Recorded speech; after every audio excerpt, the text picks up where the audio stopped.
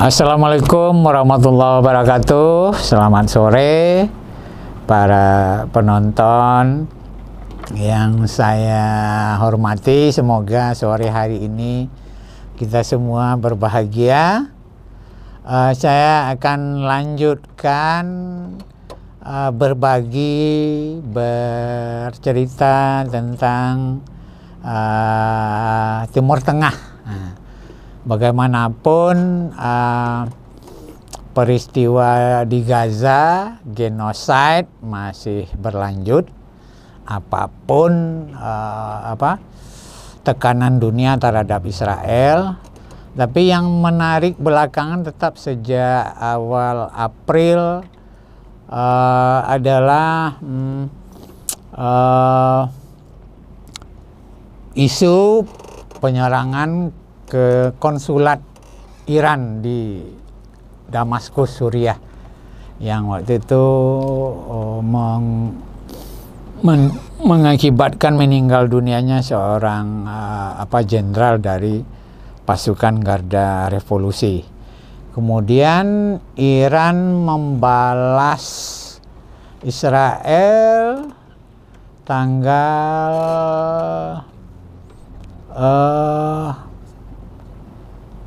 17 kemarin, nggak salah, 17 April. Walaupun dari berita yang kita lihat tidak menimbulkan korban, namun hal itu tetap mengguncang politik internasional. Saya ingin cerita sedikit dulu gimana sih Timur Tengah itu.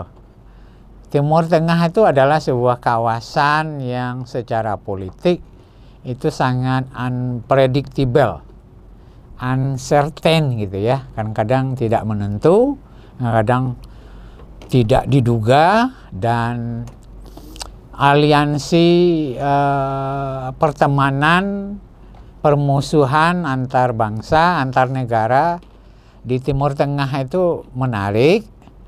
Kadang tali temalinya itu sebenarnya kalau kita tidak pelajari betul, itu sebenarnya tidak sederhana. Yang kutub besar di Timur Tengah itu sebenarnya satu Arab Saudi, yang kedua Iran.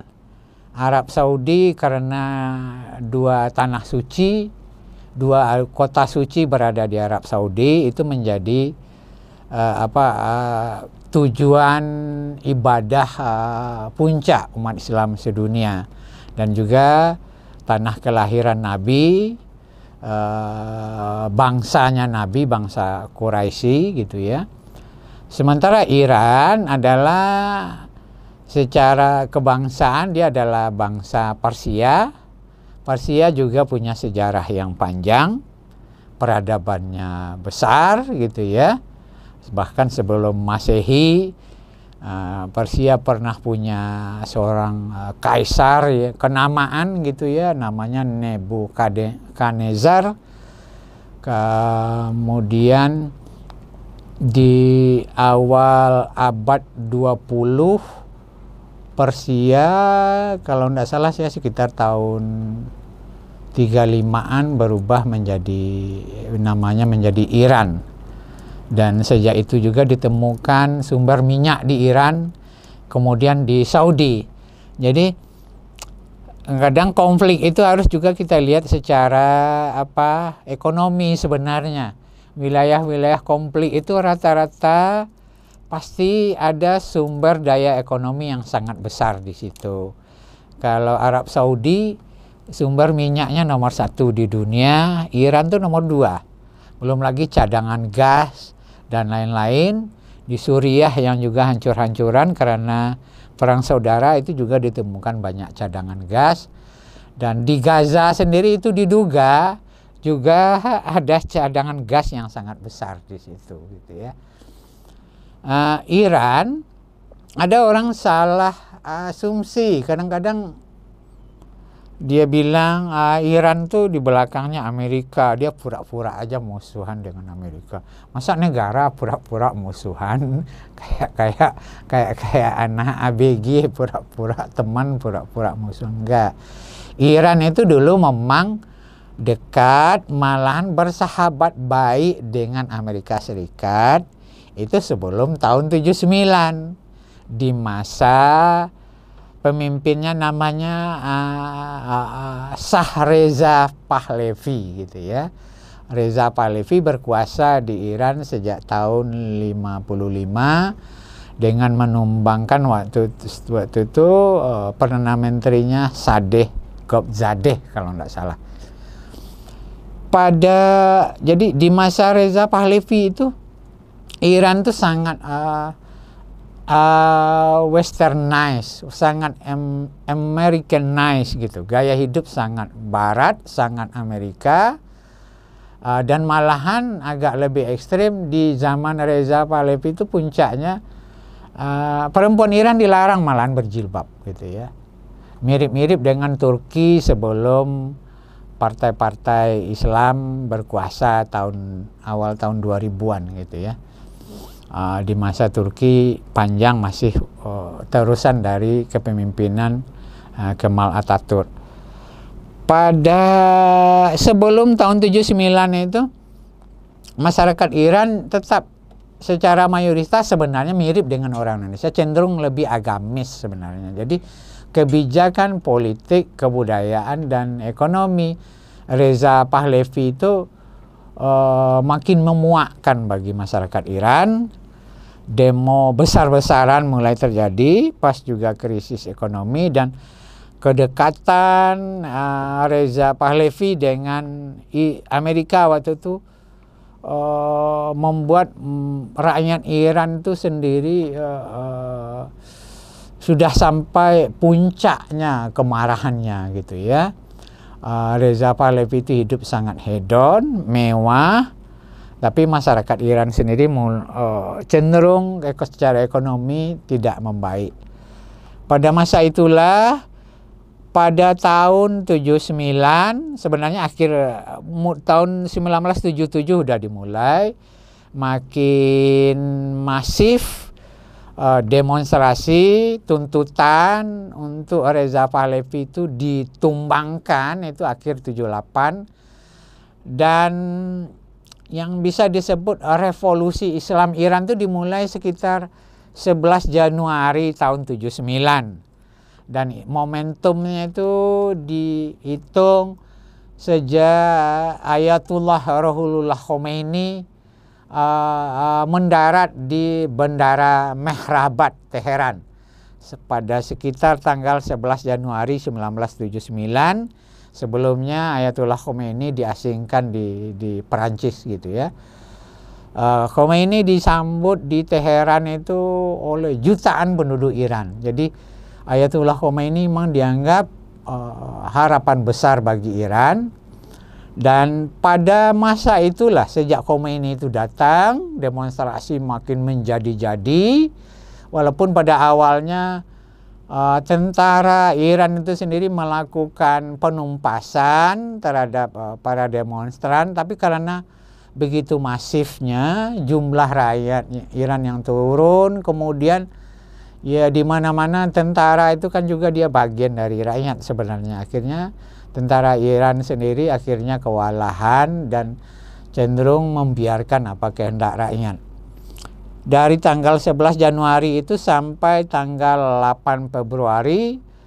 Tanggal 8 Februari itu Reza Pahlavi lari dari Iran, lari ke Amerika Serikat, minta suaka politik ke Amerika.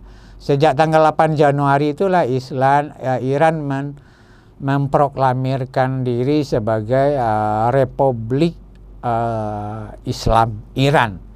Semuanya dirubah total, negaranya menjadi negara Republik Islam Iran. Model pemerintahannya model pemerintahan Islam. Puncak kekuasaan disebut itu wilayatul faqih. Jadi kekuasaan yang dipimpin oleh para ulama. Jadi ada namanya Dewan Imamah. Nah, itulah yang Ayatullah Puncak yang memimpin. Kalau yang pertama itu Ayatullah Khomeini, kemudian Ayatullah Khomeini meninggal 89, digantikan oleh yang masih menjabat sampai sekarang, yaitu Ali Khamenei. Itu beda, Khomeini dan Khamenei. Iran konstitusinya pun dirubah,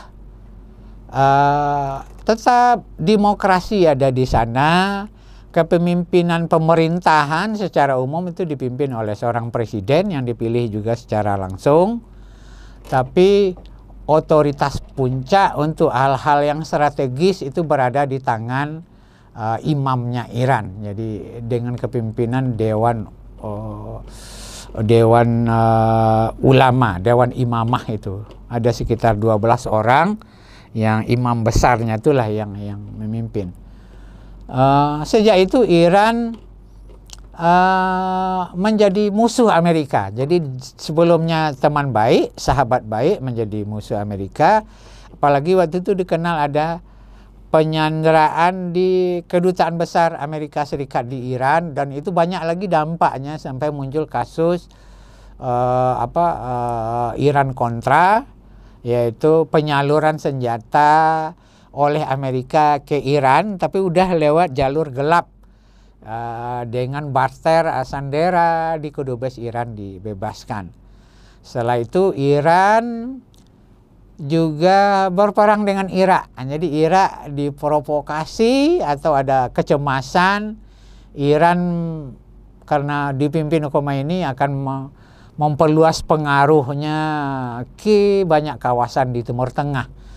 Saudi pun merasa terancam karena Iran bagaimanapun juga, walaupun sebenarnya kalau dilihat di Timur Tengah itu sendiri orang tidak terlalu serius menanggapi itu, cuman kita di luar menganggap karena Iran itu Islamnya Islam Syiah yang dianggap beda dengan Sunni, jadi isu Syiahnya pun cenderung menjadi sentimen serius gitu ya. Permusuhan Iran dengan Israel itu jelas, sama dengan Indonesia. Di Indonesia itu jelas di Undang-Undang Dasar 45 itu adalah kemerdekaan adalah hak segala bangsa, penjajahan, imperialisme, kolonialisme itu sesuatu yang harus dimusnahkan di muka bumi. Di konstitusi Iran itu juga malahan di penjelasannya disebutkan bahwasanya kemerdekaan Palestina itu adalah salah satu tujuan dari revolusi Islam Iran gitu ya. Secara politik dia pasti berseberangan jadinya dengan Israel, karena Israel di belakangnya adalah Amerika dan sekutu barat lainnya, dan secara politik dunia pun Iran akhirnya lebih beraliansi dengan Rusia, Cina, dan juga Korea Utara, pokoknya negara-negara yang berseberangan dengan Amerika gitu ya. Jadi kalau ada yang menyebut Iran itu sebenarnya bestian sama Israel, itu keliru besar gitu ya. Terus apa yang menarik dari Iran itu? Iran itu sejak revolusi minimal terhitung sejak tahun 1980 itu diembargo oleh Amerika Barat secara umum. Kekayaan negaranya di luar negeri, di berbagai bank dunia itu dibekukan, teknologi pun diembargo. Makanya walaupun Iran itu tetap menjadi negara yang kuat secara ekonomi, tidak sulit-sulit amat, tapi ilmu pengetahuan, sains dan kebudayaannya cenderung maju gitu ya. Di bidang teknologi jelas Iran sudah berhasil memproses uranium menjadi nuklir, walaupun awalnya untuk ilmu pengetahuan, tapi pastilah ujung-ujungnya mereka juga punya hulu ledak nuklir. Dan secara kebudayaan pun Iran juga minimal film-filmnya cukup sering dibicarakan gitu ya. Pernah juga beberapa kali masuk nominasi Oscar. Dan mungkin kita kalau di Indonesia pernah tahun-tahun 2000-an dulu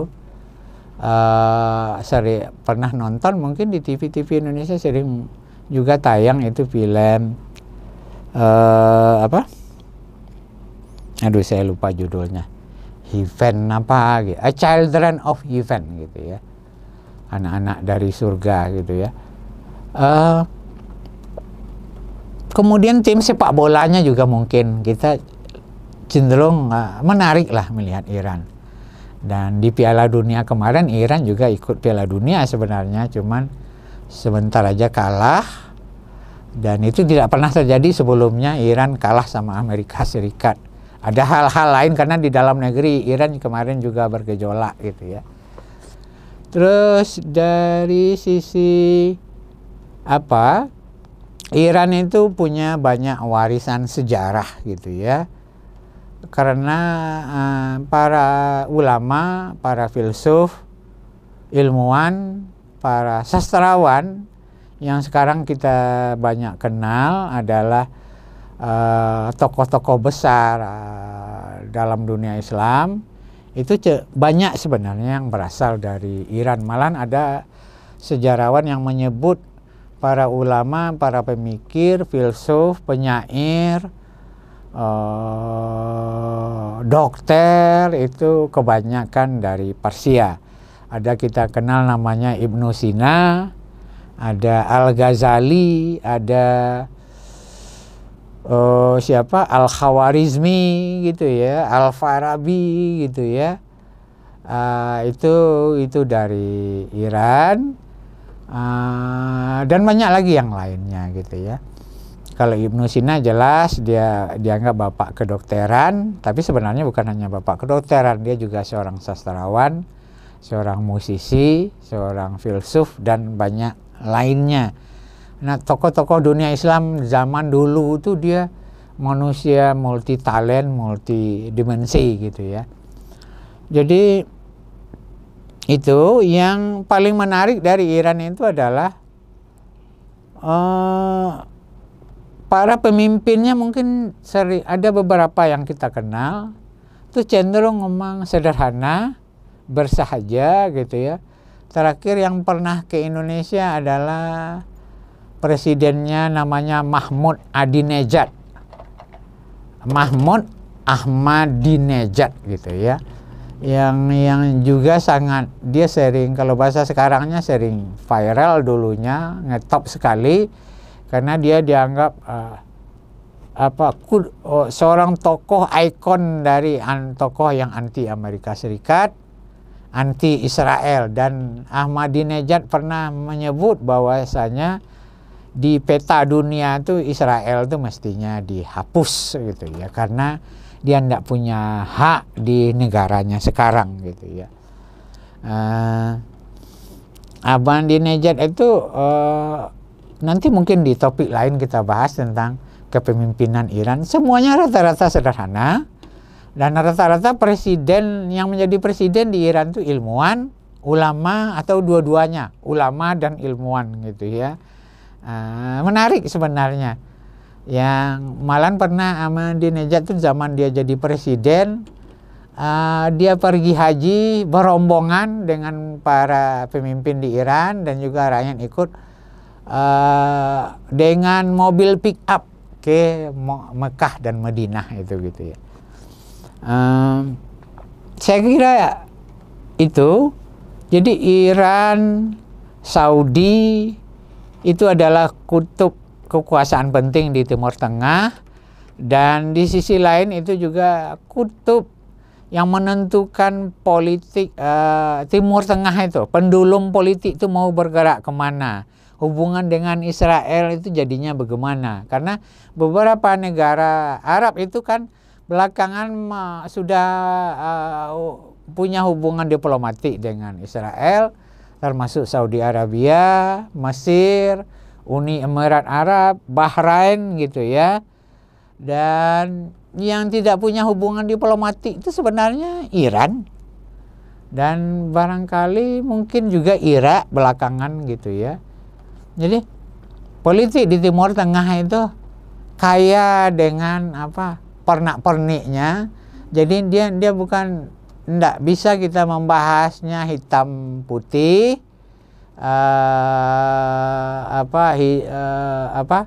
dengan gampang seperti matematika gitu ya. Jadi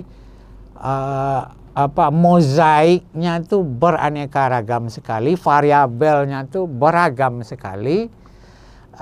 Walaupun dia misalnya kayak Iran tuh, walaupun dia berseberangan dengan Saudi, apalagi terkait hubungannya dengan Israel, tapi belakangan sejak Muhammad bin Salman yang menjadi penguasa de facto di Saudi juga mulai memperbaiki hubungan dengan Iran gitu ya. Dan mungkin itu kita bisa bahas pada sesi nantinya gitu ya. Saya kira untuk sore ini saya kira cukup dulu. Nanti kita akan diskusi lagi kelanjutan tentang Iran dan Timur Tengah. Terima kasih telah menonton tayangan ini. Jangan lupa subscribe, tekan lonceng, like ya gitu ya. Wabillahi taufiq wal hidayah. Wassalamualaikum warahmatullahi wabarakatuh.